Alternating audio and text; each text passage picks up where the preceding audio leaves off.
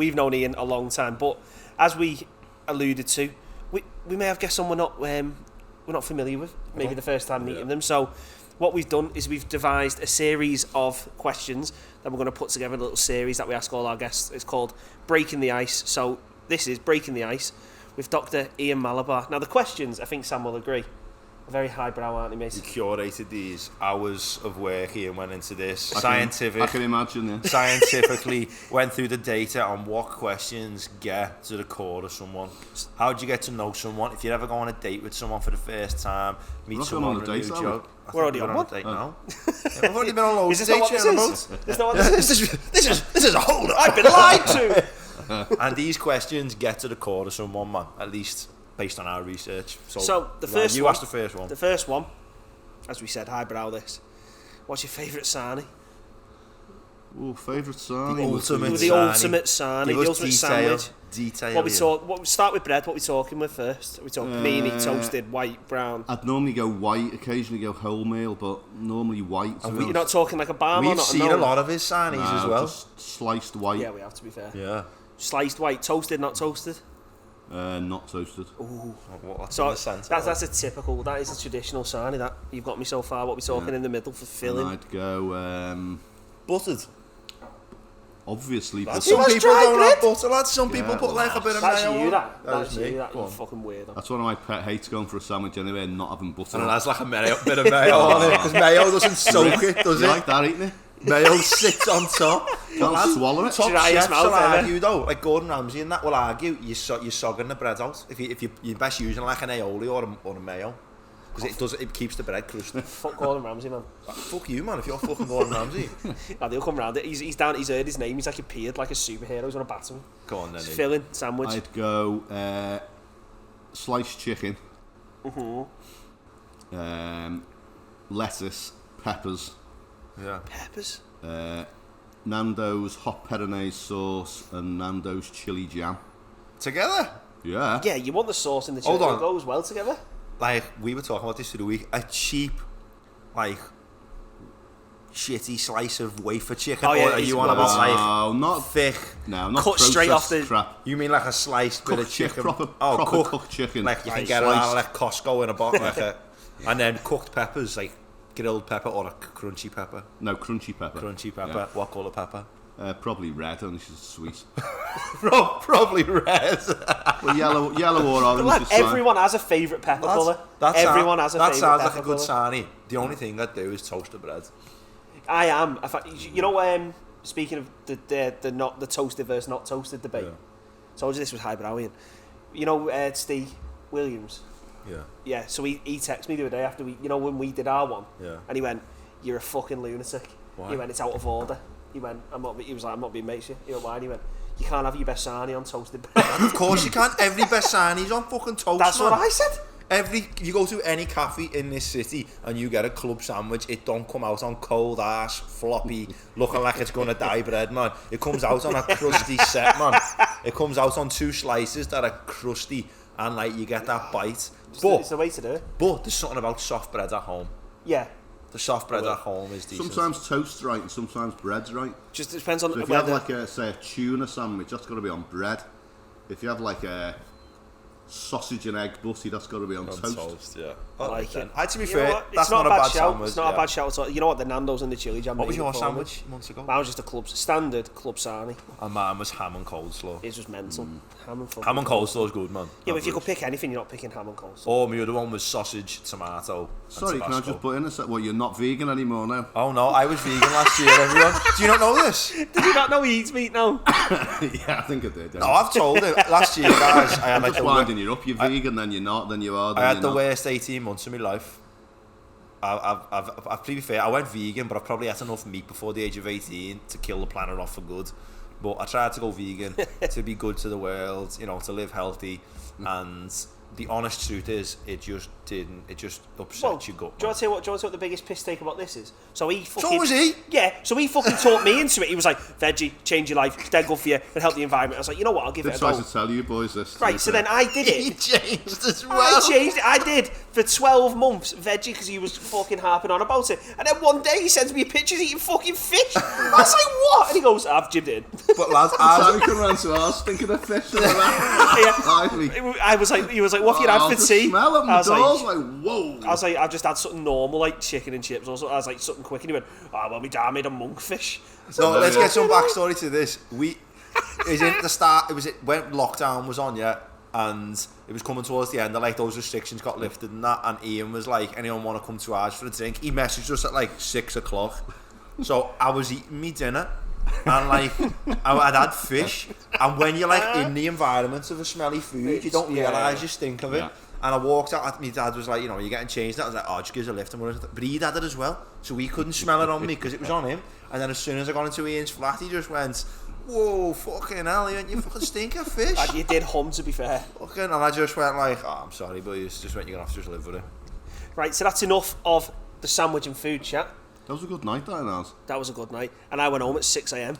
with red wine. I got a photo. Once you ran out of red wine. Yeah, so we ran out of beer, then we ran out of red wine, and it was 6 a.m. and I just couldn't see. I woke up at like 8 bells in the morning. I got off at like midnight or something, woke up at like 8 bells and looked at my phone, and Ryan had sent a photo smiling, saying, "Should I be worried?" And his teeth were just red. Because he brushed his teeth, he couldn't get it off. He was like, "I can't get it off me I was teeth." bladdered at like 6 in the morning. What wine was that? At first, because I was like that pissed, I looked in the mirror, I got my teeth falling out. Right, second question. This one's a bit more of a thinker, genuinely. Dinner party. Oof. The standard one. Dead or alive, 3 people. Who'd you have? Oh dear. Who'd you have? 3 people. So mine, I went for Bez of the Happy Mondays, Liam Gallagher and Jesus. Yeah. You went with a 90s tinge of Catholic. Jesus, a bit obvious, isn't it? Everyone goes for Jesus, don't they? Yeah. I wouldn't go for Jesus. I said to him, I'm not sure you could even get him because he's not dead or alive. We have no fucking evidence either way. So he's just picking a character out of a fictional book. I could pick Shrek at that fucking level of Let's imagine having Shrek around. Shrek would be good. Yeah. Go on then, who we having? Number 1. I'd have to have Bill Shankly, wouldn't I? Yeah. Oh, that's a good one. Yeah. I'd have to have Shanks. So for context, Ian Malabar is the biggest scouser I've ever met, Liverpool fan-wise. Yeah, every other week these are arguing in the chat, calling each other biased arseholes. So Bill Shankly. Oh. That's to be someone funny, wouldn't it? Maybe like Tommy Cooper would be a good one. Tommy Cooper would be Tommy class. Cooper would be good. So, you're the guy who wears like the fez. The top hat. The top hat. The top hat, like the red hat. The fez. Showing your age here, Ian. Yeah, But Tommy Cooper's class though. Well, I am, yeah. Did you hear how he died? No. So he had a heart attack on stage and everyone thought it was a bit. So he was just having a heart attack on stage and everyone thought it was part of the act. He used to do a routine where he had this big cloak on. He'd take things out the cloak, like, plants or something. You go, whoa, what's he doing there? And then they get bigger and bigger, so he'd be taking like ladders out and that, because they'd be feeding them through the curtains at the back. And it was like a standard thing he did. And he just like keeled over, so all the audience were laughing their head off, thinking it's part of the show, and he died on stage, like, What the fuck, imagine just like, yeah. At what point do you stop laughing and go, only when the medic comes was quite a poignant moment. He died kind of doing what he loved and everyone laughing at him, which is what he did for a living. So that's quite, that's quite nice. sick, That's actually nice. So we've got Tommy Cooper, Bill Shankly, who's the other? Probably maybe... You got to be some musician or something for you. Yeah, possibly Freddie Mercury, I think, maybe. Oh, what a shout. That'd be a good shout. Ricky Gervais would be good, but yeah. Ricky Gervais or Tommy Cooper for me, comedian one. And then your music would be... That's actually a sick Probably dinner. Freddie, I think. That's the best one. So, I mean, we've only done 3. But, like, that's sick. What was mine? Mine was Neil deGrasse Tyson, the scientist, Bob Amy Marley, Winehouse, and Bob Bob Marley. Marley. Yeah, imagine Ian sitting at a table, man. Bill Shankly, Ian, Freddie Mercury, and Ricky Gervais. That'd be class. That would be good. I'll let you have all 4 there because they're belter shouts. Right, last one. Shall I ask this one? Go on then. And it is... What's the question? Yes, we put so much effort into this. Yeah. So what is the worst job you've ever had? It, yeah. But don't say John Watts. How did I fully forget that then? Just like, what the fuck's the Worst question? job? The worst job you've ever had. You couldn't wait to get out of it. Yeah, I was going to say Royal Insurance, 'cause I didn't like that, and that's when I went back to uni, but that's another tale. That's more my life story tale. Oh, we'll get there. Is it the worst job you've had, though? I worked in Sainsbury's for like half a day. That's the most. I didn't know that. Neither did I. That's the most I could laugh. Well, I only thought about it just then. I was thinking, worst job. I don't think I've ever disliked any jobs. I worked for a removal firm in my summer holidays on my degree, and that was just like the best job ever. That was like hilarious. You enjoyed that then? But when did I do that? Before I got that, I must have gone.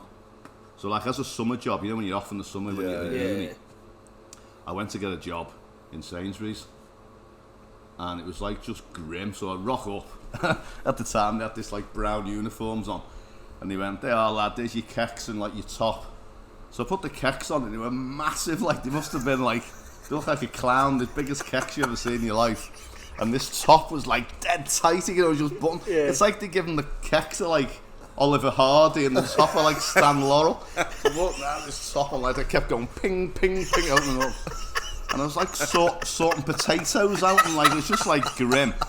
And then they put me on the trolleys in the car park, and the car park was like that, like dead steep. So I'm like that, pushing these trolleys up the car park to the trolley park. And then I must have stopped for like 2 seconds because I'm absolutely fucked at this point. So I'm like, had a little breather, and I just hear this voice: "Stand still any longer there, lad, and you'll turn to stone." I was like, fuck, I'm not doing this any longer. So I just went in. First bit of rest you had, someone. I had the rest for about 5 seconds. This voice comes out: "You'll turn to stone, lad, if you stand there and still any longer." I was like, "Spin this off." That's How class. old was you here? 18 or I never something? started my degree. Well, I started my degree a bit late, so like 23, something like that. That's class, you know. Stand there any longer. Not a building site shout that. So when it Go any slower, you'll be stopped.